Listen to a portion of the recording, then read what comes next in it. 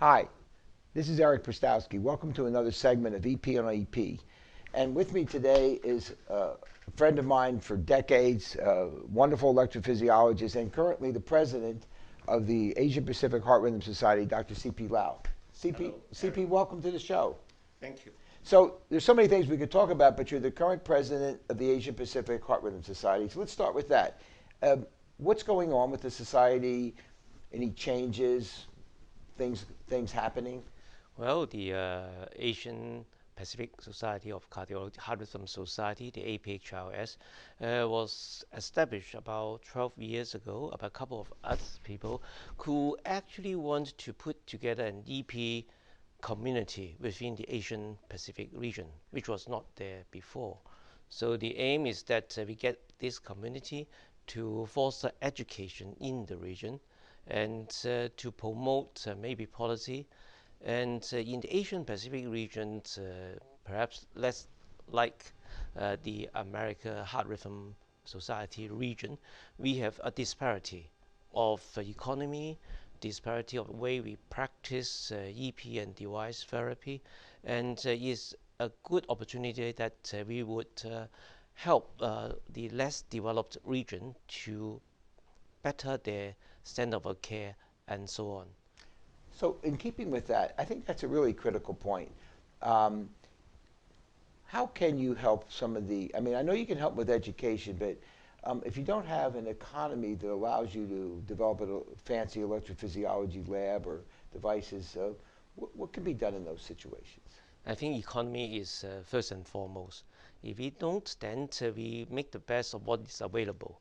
And we developed a what we call a country-to-country mapping scheme, in which, say, one country which is better developed with a better EP service is going to link up with less developed countries so that there is bi-directional travel. Maybe a faculty travel to the less developed country, help them through a bit of donation, establish the laboratory service to help them to go ahead with doing EP and device therapy. So will that also include training? In other words, will they come? So CP, for example, I mean, obviously you have huge skill sets. You've been at this for many, many years. Does that mean people will come to your laboratory, or will you actually go there and teach them, or is it both? I think both, yes. Both. Yeah, and we want them to see what currently can be done so that they would have the idea on the long term to establish what they have seen and practiced in my laboratory. Got it. So let me do a quick shift because you have a big meeting coming up, and I can say very proudly that I've been to almost, not all, but almost all of the Asia Pacific Heart Rhythm Society meetings, and I've seen them grow not only in numbers, but in quality and stature. So I know you have one coming up in Thailand in the future. So you want to tell us a little bit about that?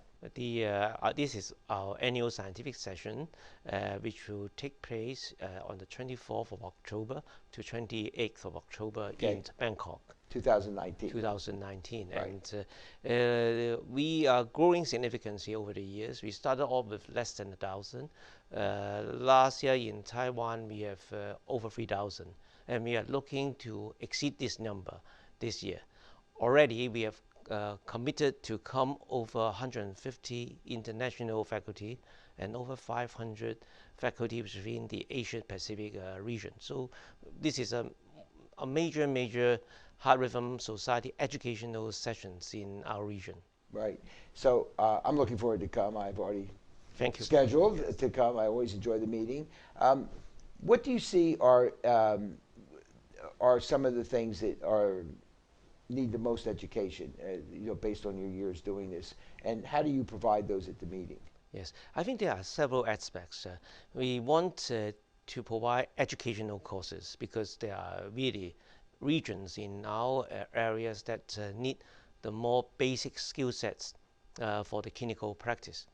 On the other hand, there are a lot of regions which are already established, and we are up and coming fellows and investigators, and we want them to hear the latest presentations of the latest research. It's a forum for them to present. Some of them maybe doing the first time in a led international meeting. And apart from that, of course, the faculty that we invited both regionally and also from overseas would contribute both to lecture, live cases, and didactic and symposiums that we have put up. So I'm sure I'm going to ask something that you're going to smile about. I don't mean it to be this way, but there's probably a lot of politics with all the countries involved. I mean, I'm guessing you try to get at least everybody involved.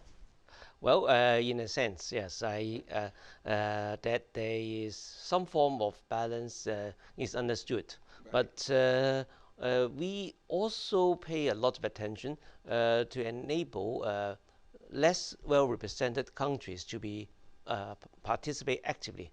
If they are not been able to do a presentation, they participate as panelists or as chairpersons, so that is opportunity that they can see what's happening Yeah. in the world and Gotcha. and got up into to that level.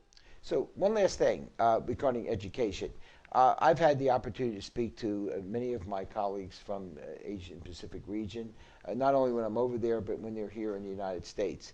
And the travel is hard. I mean, economically, a lot of people can't afford it. How might those of us who are interested in education try to improve that? In other words, should we be doing more collaborative work by internet type of training? And I know you could do your own there, but what I mean is sometimes it's nice to do international. Should we be developing more kind of round tables that you don't have to come so far to the United States and pay all that money, yet we could develop a way to have a collaborative education? I think that's a great idea. I mean, your EP sessions that we had sometime last year, a couple of years back, were Yeah, they were great fun. sessions. They were Yeah. fun, yes, and the audience, there is a potential for a big audience participations.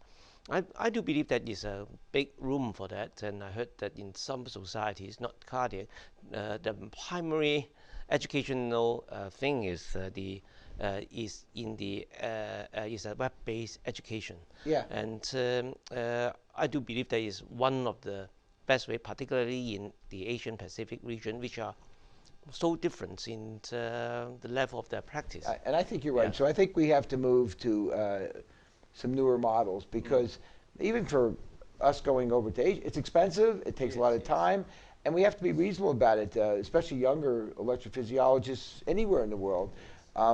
You know, they have other things to do. So I'm going to make it a point to work with you on this because I think we've got to figure out better ways to communicate without costing so much money. Yes. How's that? I do agree, yes. CP, thank you for joining us today. I Yes. appreciate it very much. Thank you for the interview, yes. Thanks.